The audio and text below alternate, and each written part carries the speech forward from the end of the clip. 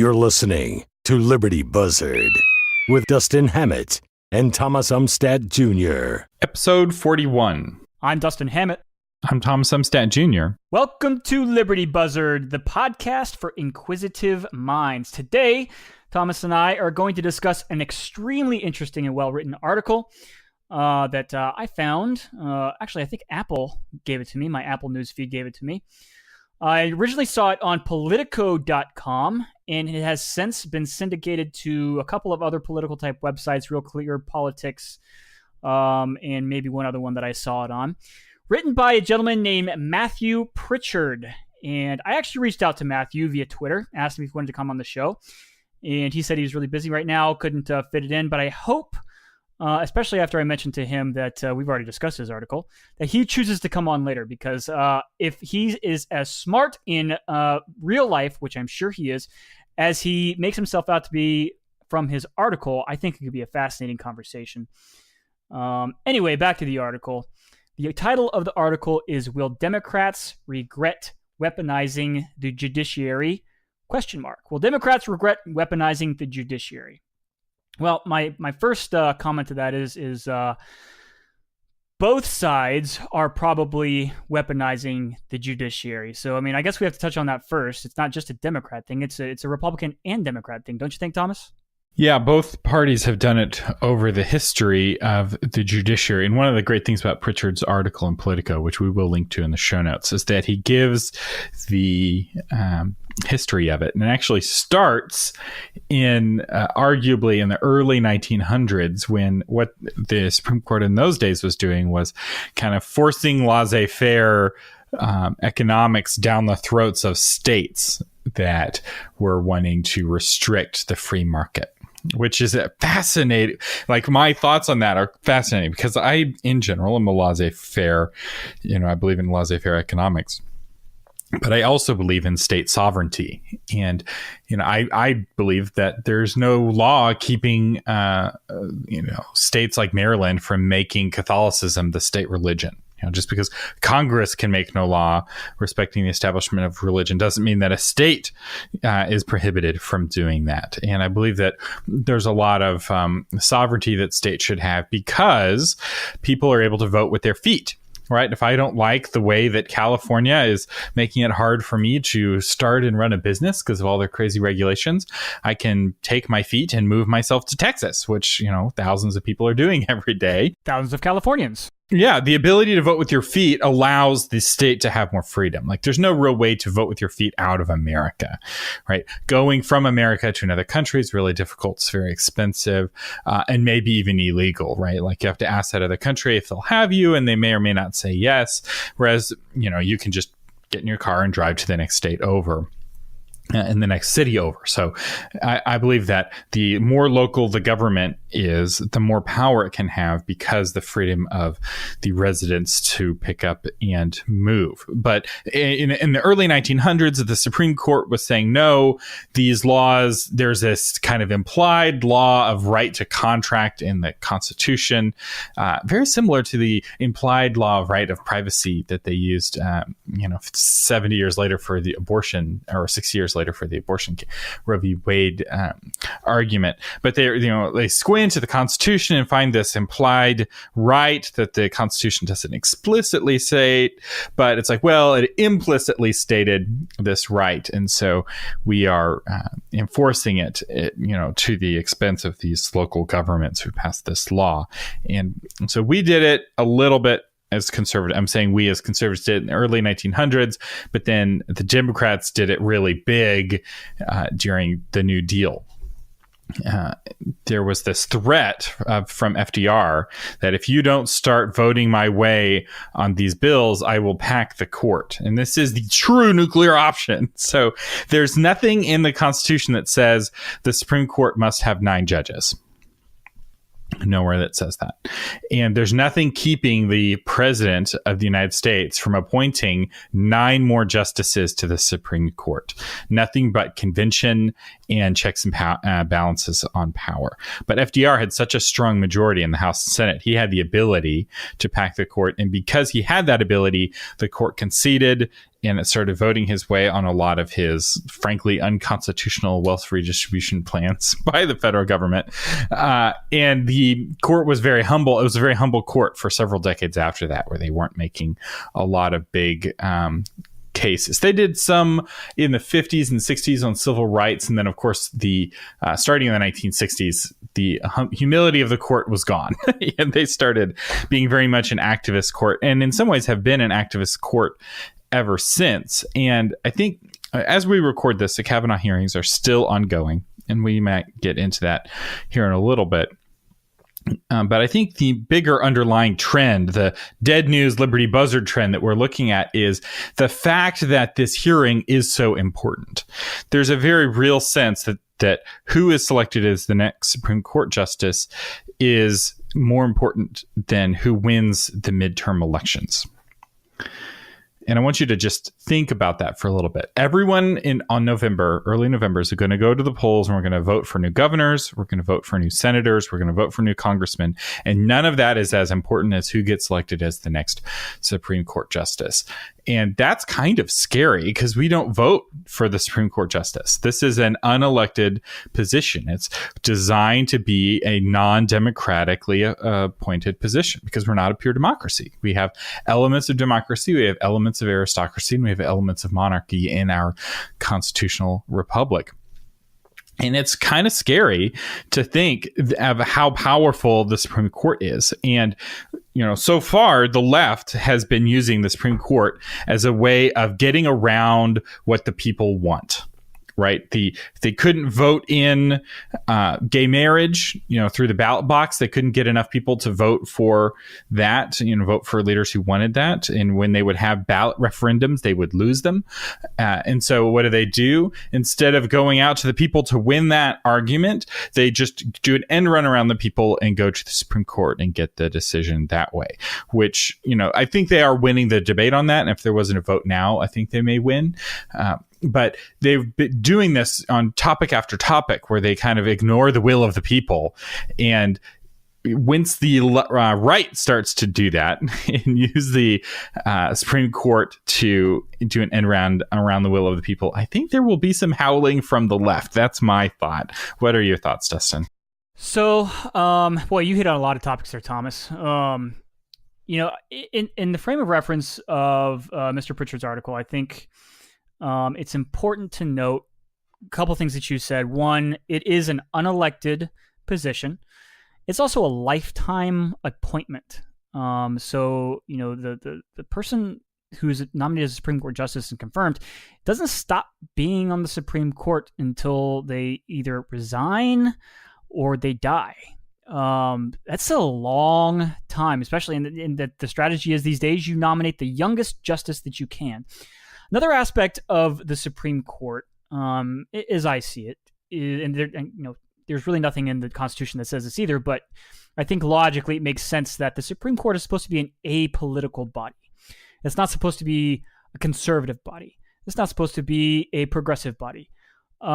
It's supposed to be a body of extremely intelligent, knowledgeable people who are so intimate with the Constitution and with common law that they will make impartial decisions of whether things are constitutional or whether they are not constitutional. Now, of course, there's a lot of in between the lines reading of the Constitution. So yes, it's not a perfect document. It's also what makes it a perfect document is the fact that there's a lot of interpretation there. So yes, their job is to interpret the Constitution, but ideally, in this perfect world that we all seek, it should be an apolitical body. It should not be something that is necessarily conservative or progressive. However, we are all human beings, and human beings are influenced by their perception of the world. And a lot of times that perception, when it comes to politics, is going to render itself down into conservative versus progressive, Republican versus Democrat, whatever title or flavor you want to call it. So you start having these politicians, because it goes beyond party and ideology. Now it's becoming tribal. It doesn't even matter what the truth is anymore. It's just my side and your side, and I want my side to win just because it's my side and we want to win because winning's fun. not necessarily what's moral or what's right or what's true or what's fact. It's just tribal. I mean, these days, you talk about Kavanaugh, you look at these polls, people don't even look at the possibilities. They've already made up their mind of whether he's guilty or he's not guilty of these accusations, despite the thinness of the evidence. They make up their minds based on what party they're in, and it's just going to automatically define whether they think that Dr. Ford is telling the truth or that Judge Kavanaugh is telling the truth. So, yeah, I mean, it's gotten tribal, and that's the nature of what the Supreme Court has turned into. And I think the most important aspect of Mr. Pritchard's article is not will Democrats regret weaponizing the judiciary, it's will anybody regret weaponizing the judiciary. Because all of a sudden, when you start using these little tricks, these little parlor room tricks or bureaucratic tricks or procedural tricks, guess what? That can be used against you in the future. And things aren't static. Things are constantly moving. And I guess the reason that the battleground has fallen to the Supreme Court is because of the lifetime appointment and because it is a more static body than is definitely the House of Representatives, which, of course, gets reelected every 2 years. More static than the presidency, which is every 4 years, and then even the longest-serving congressperson, which is our senators, for every 6 years. It's dangerous to weaponize the judiciary simply because it is so long-lasting. And that's what do you think, Thomas? So there are some checks and balances. Congress is able to impeach Supreme Court justices, and if my memory serves me correctly, they're in for good behavior, and they used to get impeached for things like drunkenness and for swearing in the olden days. So they were really expected to be beacons of virtue. That's a hole in my knowledge, Thomas. I can't even say I know much about past examples of when Supreme Court justices have been impeached. Well, it hasn't happened hardly at all in the last 80 years, I think. But in like the 1800s, they were impeached quite a bit, if my memory is serving me well. And of course, it may not be. But one thing I found was funny while I was researching for this, if you Google Supreme Court, the Supreme Court has reviews on Google. So who judges? The judges? Anyone can. They can go on Google and write a review of the Supreme Court. Have you checked Yelp? They have a Yelp score. Now, to be fair, this is most of these are reviews of the building and like if their coffee is good. And some people are like, I love their McNuggets. Probably the best McDonald's in Washington, D.C. 5 stars from somebody named KI120. Anyway, I just find that is helpful. What's interesting about the Supreme Court as a body is that it is a way of past generations to influence current generations. It is, of all of the institutions, the biggest institution for holding us back. It is inherently a conservative institution because the Supreme Court justices, almost all of them, are always appointed by previous presidents. So currently we have one Trump appointee on the Supreme Court. We have appointees going back all the way to George H.W. Bush. So Clarence Thomas is on the Supreme Court. He was appointed by H.W. Bush. We have 2 judges appointed by Bush. We have 2 judges appointed by Bill Clinton, right? Like that was, we're talking a long time ago. And then 2 justices by Barack Obama. And then there's vacant seat. And then, of course, Neil Gorsuch is appointed by Trump. And so it becomes this kind of rolling institution of the last 30 years or so of history. And it's a way for H.W. Bush, President H.W. Bush, who hasn't been in power since, before the internet, is still influencing the court and still influencing our day-to-day lives through his appointment of Clarence Thomas. And if you compare this form of government to, say, a parliamentary system, which is what most of Europe has, they have parliaments of various sizes. Parliaments, I don't like parliamentary systems as much as ours. I prefer ours for a lot of reasons. And one of the strengths and weaknesses of our parliamentary system is that it is more democratic. So in a sense, the monarchy of England is more democratic than the constitutional republic of the United States of America, which is really funny. It's a constitutional monarchy, Thomas. Let's be fair, a constitutional monarchy. But they don't have a written constitution. The Magna Carta, Thomas, come on! So, if y'all are curious, we can totally talk about how the British system works, but their constitution is precedent. So like we talk about precedent in court cases, well, their constitution is just the concept of precedent, and how we've done it is how we'll always do it. That's their quote unquote constitution, which is really fascinating. They're able, though, to make really quick changes when they need to. And the best example of this is World War II. The guy running the country, the prime minister, was a Hitler appeaser and totally had Hitler wrong. And there was one guy in parliament who understood Hitler at a fundamental level and had been shouting from the rooftops to anyone who would hear him exactly how to handle Hitler. And once Hitler invades Poland, England is like, well, we have the wrong prime minister. And do you know how long it took them to take the wrong guy out and put the right guy in? The right guy, by the way, is Winston Churchill, for those keeping score at home. It took them about a week. They were able to replace their prime minister in a week. Could you imagine replacing the president with a president that was completely opposite to him in a week in the United States? There's no way. Our whole system is not designed to move that quickly.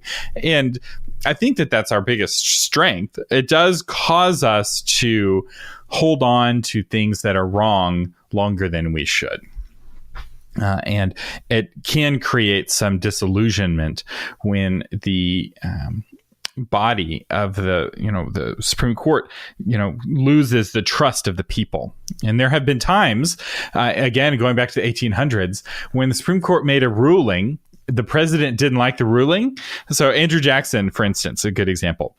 There was a ruling in Tennessee. There was some dispute with the Indian tribes there, the Native American tribes. The Tennesseans, I think it was Tennessee, it may have been one of the Carolinas, was wanting to take land away from the Native Americans. And the Supreme Court said, no, you have to honor this treaty.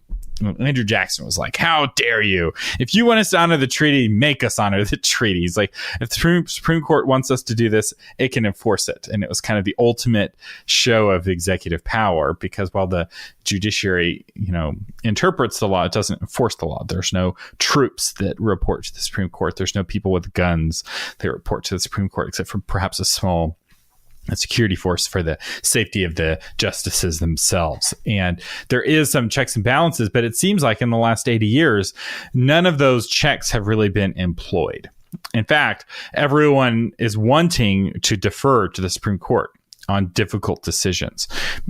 Congressmen don't want to make difficult decisions because they can get voted out of office. So they're happy to defer those difficult decisions to the Supreme Court, and often the same with the executive branch. And I think that's very scary because they are lifetime appointed and they aren't elected. Like that's a very powerful combination. That's very much a monarchical position, right? Who is appointed for life and it's not elected? Kings and emperors.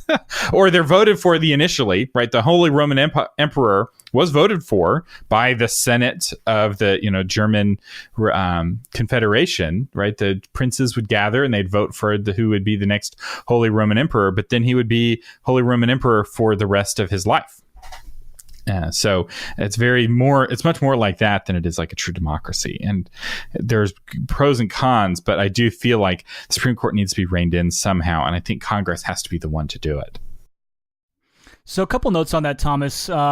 Great pull from history as far as Andrew Jackson's concerned, because it's a true dictum of the Constitution of the separation of powers. The Congress is supposed to make policy, the executive branch is supposed to enforce policy, and the judiciary is supposed to judge said policy. So, that's kind of a very simplistic way to put it, but it's mostly true. So the case is Worcester versus Georgia in 1832. And this is famously the Supreme Court ruled in favor of some Cherokee in terms of I think removing some white settlers or something at that point.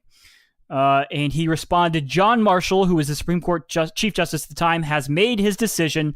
Now let him enforce it. So yes, the Chief Justice of the Supreme Court in 1832 made a decision, and Andrew Jackson said, that's great, and we're not going to do anything about it. So, if the government doesn't work in concert, then the government doesn't work. So if each part doesn't play its role, government is going to fail. And I think we discussed that in a previous episode when we were talking about Ben Sass in Nebraska and his great speech earlier in the Kavanaugh hearings. But you also touched on the idea of precedent. And, yes, England's quote unquote constitution, their system of laws is common law, which is based almost entirely off of precedent. Well, ours is too, but our precedent goes back to the Constitution as its base. So we have a Constitution laying out an ideology, and then that ideology sets out the government, and then the system of government, the way the laws are enforced, what laws we have, changes over time according to the feelings and the ideology of the time, and it changes. And its ability to change is based on the concept of precedent. And to understand this concept and how much that influences our everyday life is so important. Because even though we have this great document called the Constitution, which sets out our basic rights, the basic rights of the state, the basic rights and duties of the federal government, there's a lot of stuff in between those words that can be read, and it's the concept of precedent that allows our laws in a lot of ways to change when they're not outright changed by Congress, because Congress just ain't that efficient, baby, and I think we all know that. So yeah, and then I also wanted to touch base on, because you had my wheel spinning as far as the judiciary and impeachment, and we talked a little bit about that. And the only Supreme Court justice to be formally impeached was by the name of Samuel Chase. And Thomas, and you might know this, you might not, but I'm going to let you guess, because guessing games are fun. Guess what president nominated Mr. Chase? Excuse me, Justice Chase.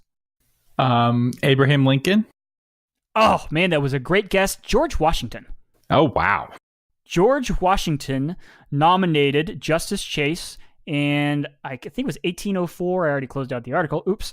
1804, he was indicted by Congress, impeached by Congress for using or allowing politics to influence his decisions, which of course... Oh, I love that. Oh, my goodness. It's interesting.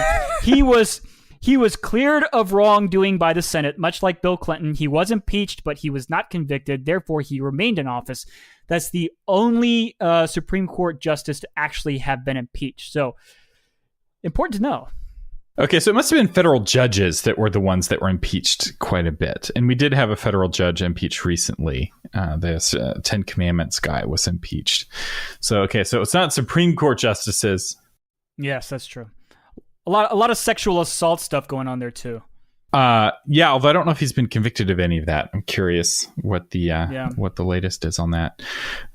But okay, so that is fascinating, because that is a power that Congress has. They've never fully implemented it, although they got halfway there in the early days with one of George Washington's appointees, which is, imagine voting to impeach a George Washington appointee. Although I imagine he didn't stand quite so tall to his peers as he has, loomed over history. But you never know. One thing with the politicization of the court, you can look at the Senate confirmation votes. And back with the judges appointed by Bill Clinton and George W. Bush and H.W. Bush, a lot of these justices, like Ruth Bader Ginsburg, it was a 96-3 vote. Okay, so that's how things were back in 1993. So you look at Neil Gorsuch, 54-45 vote. So much closer vote. 58-42 for Samuel Alito. Now, Clarence Thomas is a bit of an exception, 52-48. And there is some thought that Democrats really did not want a Republican to appoint the first African-American Supreme Court justice. But anyway, a lot of the firsts for African Americans have come through the Republican Party, not through the Democrat Party, because Democrat Party historically very racist, especially in the early days. But anyway, that's neither here nor there. But if we go to some of the recent retired justices, we're looking at 97-0 for Anthony Kennedy. John Paul Stevens, 98-0. Sandra Day O'Connor, 99-0. Like, there used to be this sense that, they were affirmed by both Democrats and Republicans. And now these are party line votes often. And that, I think, is indication of how the court has been politicized and weaponized. And I think that's a bad trend. Yeah, it's an extremely bad trend. And I'm glad you brought that up because, Gorsuch's vote, Donald Trump is such a polarizing figure that it has gone from taking, I think the last really controversial Supreme Court nominee was Clarence Thomas for a lot of the same stuff that Kavanaugh is going through right now. So that was a long, real controversial one right now. And Thomas, while I'm bumping my gums here, if you could look up what his confirmation numbers were, but largely, it was historically believed that once a individual was nominated to be a Supreme Court Justice of the United States, so much vetting was done, and the person already had such a good reputation that the confirmation was largely a formality, which is why I think, in my opinion, the numbers were usually so high for confirmation, because if you were good enough to get on a president's shortlist, especially in recent times, then you were largely it was largely seen that you were good enough to be on the bench.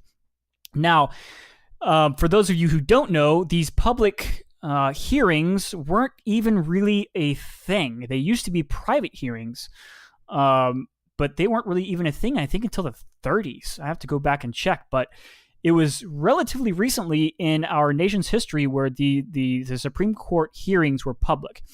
And even then, it was largely just another area for senators to give their soliloquies and, spew out hot air, which is what senators really love doing more than anything else in this world. But recently, it has become nothing more than, just like everything else, it is a referendum on our president. He is so polarizing. And he is so far-reaching, and he is in the corner of so many people's minds, one side or the other, that everything revolves around this man. And it's exasperating and fascinating to watch. So it's scary because now all of a sudden we're weaponized the judiciary, and how divisive do we get? And that kind of frightens me a little bit, because we start getting really, really divisive over stuff like this, and we start trying to pack lifetime appointments with political operatives, and I think our nation starts heading down a dark path. And so I don't like seeing it. I really don't. I prefer the days of, hey, whatever party is going to nominate a Supreme Court justice, they're going to do such a good job of nominating somebody that is so awesome that they're pretty much going to be confirmed by both parties because they're center enough and they're awesome enough that it's not that big of a deal. Yeah, Clarence Thomas, the vote was 52-48. So that was one of the more close votes. And then, of course, Bork. We can't not mention Bork, Justice Bork, who... I know people who think that he was, the greatest judicial mind of his generation, and the loss of Justice Bork was a huge loss to the country. And in many ways, the Bork vote was the beginning of this process. So it started in the early 1900s when the Supreme Court started kind of creating laws by squinting at the Constitution and looking at what's squished out. And it wasn't a big problem early, or at least there wasn't a lot of people complaining about it. Now, in the 21st century, that's kind of a recognized role of the Supreme Court. There's people like us who complained about it, but it's something that they're doing. And so these races are becoming, every one of them is politicized to one degree or another. And I want to close with one conspiracy theory, if I could. So Antonin Scalia died of somewhat mysterious causes, and there was no autopsy. The family did not request an autopsy, and the family's wishes were respected in that matter. And I suspect this is pure conspiracy theory, so I'm just going to label it. And I don't get big on conspiracy theories, and this is purely my own theory. This isn't InfoWars, Thomas. This is Liberty Buzzard. This is my own theory, but I think that Republicans in Congress knew about the foul play, and instead of bringing the information to light, they thought it would be destructive for the country and divisive and painful. Instead, they were like, we're just going to wait and vote in our own Supreme Court nominee and not allow Obama to appoint the replacement. Now, to be fair, I'm not saying Obama killed Scalia. I'm not saying that at all. With his own hands, strangled the old man. Yeah, I'm not going there. And I don't believe that, honestly. But just because Obama didn't do it doesn't mean that he died purely of natural causes. Maybe it was purely natural causes. The timing was just really unfortunate. But anyway, that's my own little personal conspiracy theory. It's most likely untrue. So I do want to put two figures out there, Thomas. Okay. One was Sotomayor, who was our I can't remember who was first, Kagan or Sotomayor, but our two most recent appointed justices. Sotomayor was voted in confirmed 63 to 37, and Elena Kagan was. Kagan was 63 to 37. Sotomayor was 68 to 31. There we go. Okay, so very, very similar. So yes, they weren't. They certainly weren't the slam dunks that we were used to seeing in the past, and they were getting more politicized, but still not nearly the party lines that we see today with our two most recent appointments and nominations, which was Gorsuch and, of course, Kavanaugh, which will be interesting to see how that plays out. Yeah, I wonder if Trump will be able, if it is even possible for Trump to appoint someone that would get voted for by the Democrats. I feel like Trump is so toxic to the left that if you're a Democrat senator and you vote for a Trump appointee, your voters are going to want your head on a stake, like out in front of the voting place, like your Democrat voters. Like, and a part of this is just the fact that we're so polarized now, right? Like, Democrats liked Bush, some of them did. And some Republicans liked Obama. I don't know any Democrats who like Trump, like I feel like we're, and Bush was more controversial than Clinton. Like, I feel like we're getting more and more polarized. Like, the whole country basically voted for Reagan. He won 49 of 50 states, I think, the landslide that he came into office with. Yeah, something like that. Yeah. We're a long way away from those days, and I don't know how we're going to get there in the short term, but I feel like voices like Liberty Buzzard, where we're not super partisan, I think are needed. We need some voices in the middle trying to hold both sides accountable. But those are our thoughts. We want to know what you think. Leave us a comment. We have YouTube, we have Facebook, and we even have libertybuzzard.com. Let us know what you think. I'm Thomas Umstattd Jr. I'm Dustin Hammett. And you've been listening to Liberty Buzzard. This episode of Liberty Buzzard is brought to you by Tom Umstattd CPA. Tom has over 35 years of experience helping people like you pay only their fair share in taxes. Don't let the IRS stress you out. Get Tom and his team on your team at taxmantom.com.